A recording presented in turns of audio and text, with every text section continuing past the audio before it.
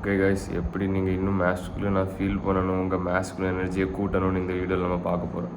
So நீங்கள் ஒரு young boy இல்லை யங் மேன், உங்களுக்கு அந்த மேஸ்குலின் எனர்ஜி இருக்கிற மாதிரி ஃபீல் ஆகலை, நீங்கள் ஓகே நான் இன்னும் மேன் மாதிரி இருக்கணும், நான் ஒரு சின்ன பையன் மாதிரி இருக்கிறேன் அப்படி இருக்கீங்கன்னா நீங்கள் கரெக்டான இடத்துக்கு தான் வந்திருக்கீங்க. நான் உங்களுக்கு ஹெல்ப் பண்ணுறேன். நானும் ஒரு 18-19 இயர்ஸ் இருக்கும்போது நானும் அப்படி தான் ஃபீல் பண்ணேன். இப்போ நானே ஒரு மேஸ்குலின் மேனாக மாறிட்டேன். நானே சொல்லக்கூடாது, ஆனால் நான் அப்படி தான் ஃபீல் பண்ணுறேன்.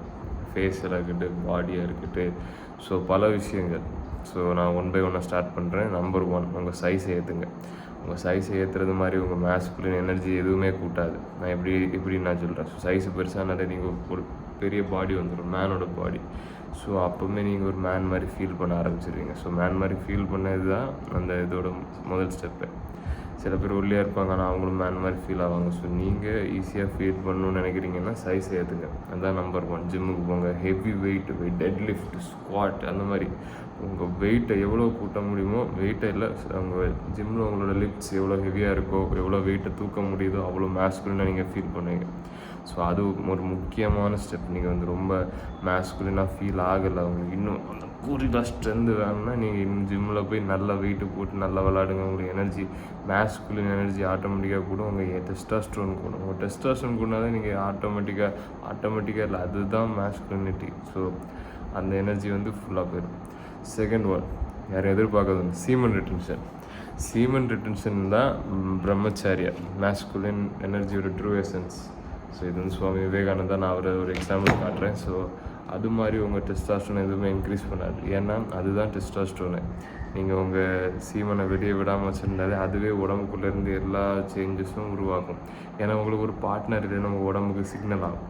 அப்போ அது என்ன பண்ணும், எல்லாத்தையும் கூட்டும். டெஸ்டாஸ்ட்ரோன், விகர், ஓஜாஸ்னால் அது ஒரு பிரகாசம்.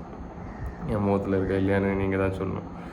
ஸோ அது உங்களுக்கு ஜென்ரலாகவே உங்களுக்கு ஹாப்பியாகும். அது ஒரு ஸ்பிரிச்சுவல் வழி. ஆனால் சயின்டிஃபிக்கலி உங்கள் ஆண்ட்ரோஜன் ரிசெப்டர்ஸ் எல்லாம் அது கூட்டும். ஸோ இப்படி பல இது இருக்குது. ஸோ சீமன் ரிட்டன்ஷன், நீங்கள் உங்கள் டெஸ்டாஸ்ட்ரோன் கம்மியாக இருக்குன்னா பார்க்க வேண்டிய முக்கியமான ஒரு விஷயம். கன்ஃபார்ம் கூடும், பண்ணுங்கள். உங்களுக்கு ஆள் இருந்தால் நீங்கள் அது வேறு விஷயம். ஆனால் இல்லாத நேரம் நீங்கள் எதுக்கு பண்ணுறீங்க? இன்னும் 2 பேர் பண்ணுறதை பார்த்து நீங்கள் ஏன் பண்ணுறீங்க? அது ரொம்ப வினோதமாக இல்லையா? யோசிங்க. ஸோ நான் ஏன் இப்படிலாம் பேசுகிறேன், உங்கள் நல்லதுக்கு தான். ஸோ அப்படிலாம் பண்ணாதீங்க. உங்கள் டெஸ்டாஸ்ட்ரோன் உங்களுக்கு முக்கியம். Step number 3, full physical exertion. அதாவது ஒர்க் அவுட் பண்ணுறீங்க. ஒர்க் அவுட் பண்ணும்போது 8, 9, 10 ஓகே போதும். இப்படி பண்ணால் எங்கே உங்கள் மேஸ்குலின் எனர்ஜி கூடும்? 10 தூக்க முடியாத அளவுக்கு போகும்.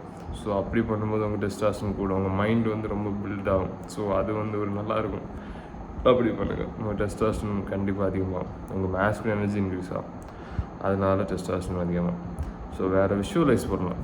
எனக்கு டெஸ்டாஸ்ட்ரோன் அதிகமாக இருக்குது, எனக்கு மசில்ஸ் நிறைய இருக்குது, உங்கள் கண்ணாடியில் போய் இப்படி பார்க்கலாம். அது அஃபர்மேஷன் சொல்லுவாங்க. அப்படி பண்ணும்போது கூட உங்கள் டெஸ்டாஸ்ட்ரோன் அதிகமாகும்.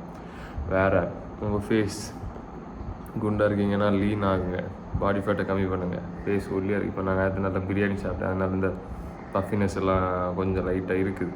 இல்லாட்டி ஹாலோ சீக்ஸ் தான் இருக்கும். ஸோ அது ஒரு மெயினான விஷயம். என்னோட மற்ற வீடியோஸில் பாருங்கள், இந்த டே பரவாயில்ல, ஆனால் இங்கே கொஞ்சம் இதாக இருக்குது. So lean face for an attractive male. அதான் lean face is the most important attractiveness for a male. So அந்த மாதிரி பாடியும் தான், ஆனால் லீன் ஃபேஸும் முக்கியம், ரெண்டுமே முக்கியம். ஸோ வேறு நீங்கள் என்ன பண்ணலாம், உங்கள் மேஸ்குலின் எனர்ஜி கூட்டுறது, உங்கள் பர்பஸை ஃபாலோ பண்ணுங்கள். ஸோ முடிஞ்ச அந்த புக்கை படிங்க, way of the superior man. உங்கள் பர்பஸ், அதாவது நீங்கள் இந்த உலகத்துக்கு ஒரு காரணம் இருக்கும். அது உங்களை எங்கே கொண்டு போகுதோ அதை பார்த்துக்கு போங்க. கஷ்டமாக இருக்கும் சில நேரங்களில், ஆனால் live with an open heart even if it hurts. So உங்களுக்கு கஷ்டமாக இருந்தால் கூட நல்லா உங்களுக்கு போக வேண்டிய பாதையில் போங்க. அது உங்கள் மேஸ்குலின் எனர்ஜி அப்படி கூட்டும். நீங்கள் பண்ண வேண்டியதை பண்ணணும், அப்போ தான் உங்கள் மேஸ்குலின் எனர்ஜி கூடும். அப்படின்னா நான் என்ன சொல்லுவேன்னா, உங்கள் கடமை. நீங்கள் இந்த உலகத்துக்கு எல்லோரும் ஒரு பர்பஸ் இருக்கும். உங்கள் பர்பஸ் அதை ஃபாலோ பண்ணாலே நீங்கள் நல்லபடியாக போகலாம்.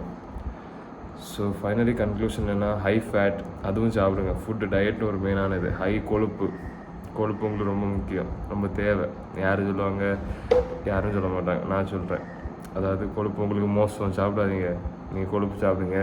டெஸ்ட் ரிசல்ட்டு கூட வந்திருக்கு. என் கொலஸ்ட்ரால் பெர்ஃபெக்டாக இருக்குது. நான் டெய்லி என்ன அதிகமாக சாப்பிடுவேன், 4-8 முட்டை, beef, high fat beef, nuts, ஃபுல்லாக ஃபேட்டும் ப்ரோட்டீனும் தான். எனக்கு என் கொலஸ்ட்ராலில் மேபி நிறைய பேர் சொல்லுவாங்க சின்ன வயசு அப்படின்னு இல்லை.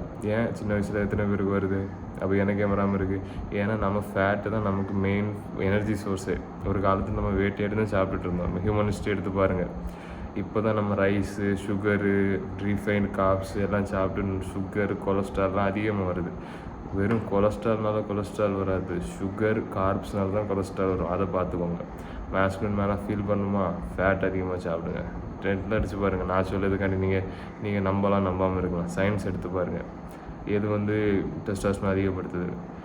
ஸோ இன்னொன்று, நீங்கள் இன்னும் மேஸ்குலினாக இருக்க ஆட்கள் கூட இருந்தால் உங்கள் மேஸ்குலின் எனர்ஜி இன்க்ரீஸ் ஆகும். ஸோ எனக்கு ஜிம்மில் ஒரு அண்ணன் வருவாங்க. அவங்க மேஸ்குலின் எனர்ஜி எங்கேயோ இருக்கும். அவங்க கூட தான் நான் சேர்ந்து ஒர்க் அவுட் பண்ணுவேன். நாங்கள் டிஸ்கஸ் பண்ணுவோம், பிளான் பண்ணுவோம். ஸோ அப்படி பண்ணும்போது மேஸ்குலின் எனர்ஜி எங்கேயோ போயிடும். ஸோ உங்களுக்கு அந்த மேஸ்குலின் எனர்ஜி ஃப்ரெண்ட்ஸ் எங்கே இருக்காங்களோ அவங்க கூட பழகி அவங்க கூட சேர்ந்து அந்த எனர்ஜி இன்க்ரீஸ் பண்ண பாருங்கள்.